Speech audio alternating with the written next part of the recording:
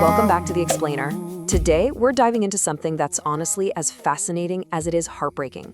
We're going to decode some incredibly dense, cutting-edge neurobiological data to figure out exactly how coordinated family disparagement literally alters the physical structure of a developing child's brain. We are taking these invisible, behind-closed-doors dynamics of family conflict and making them visible, so we can see how a hostile environment actively rewires a child's neural architecture. Right off the bat, to ground our analysis, let's look at a real clinical dynamic from our source material. Imagine a child subjected to an ongoing, relentless campaign of denigration that specifically targets her father and her grandfather. This perfectly illustrates how a young child gets isolated through constant interrogative pressure by a maternal coalition. And notice that detail about the grandfather. We're looking at a scenario where a child is systematically alienated from foundational figures, including loving grandparents. It's not just about harsh words being thrown around. It's about fundamentally destroying a child's reality and the relational identity. So here is our roadmap for The Explainer today. First, the weaponization of family. Second, the chemical stress cascade. Third, mapping the structural damage. And finally, number 4, the cost of survival. Let's jump right into Section 1, the weaponization of family. The clinical analysis we're looking at defines this specific environment as a multi-adult coalition, and this coalition can be made up of mothers, aunts, and even transient adult partners. What they do is engage in coordinated familial disparagement and systematic interrogative pressure. Imagine a child being questioned and pressured over and over again until it creates a state of severe cognitive suggestibility. This targeted denigration, and specifically severing those primary attachments to fathers and grandparents, is recognized as a deeply invasive form of psychological child abuse and family violence. It completely hijacks the developmental trajectory of who that child is supposed to become. Moving right along to Section 2, the chemical stress cascade. Under normal conditions, a pediatric brain develops through these beautifully orchestrated sensitive periods, characterized by a ton of rapid neurogenesis. But when you drop a child into an environment saturated with hostile disparagement, it acts like a tripwire. It triggers a chronic, low-grade activation of their stress response system. And this prolonged stress kicks off a massive neurohumoral cascade. We're talking about a flood of glucocorticoids like cortisol, along with noradrenaline and vasopressin. It even messes with their oxytocin regulatory systems. Ultimately, these elevated chemicals just wash over the brain, massively disrupting normal development across several critical neural networks. This takes us into Section 3, mapping the structural damage.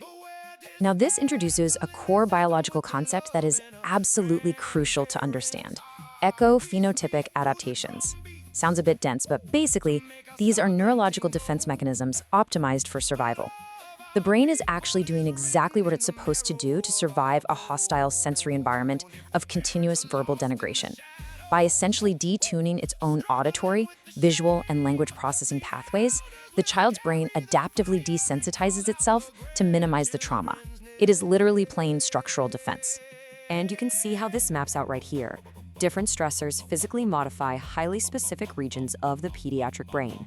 Whether we're looking at parental verbal abuse, witnessing hostility, or emotional gaslighting, each specific type of trauma acts like a guided missile targeting different anatomical regions, from the left auditory cortex all the way to the corpus callosum. Let's break these down one by one to really grasp the mechanics. First up, research shows that parental verbal abuse operates as a sensory-specific stressor. It directly degrades the left primary auditory cortex and the left arcuate fasciculus.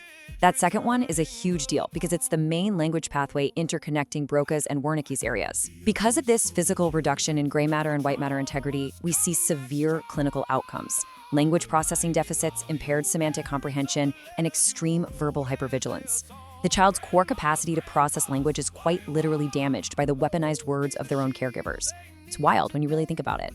Similarly, when a child is constantly witnessing adult hostility, contempt, and emotional aggression, it actually alters their visual cortex.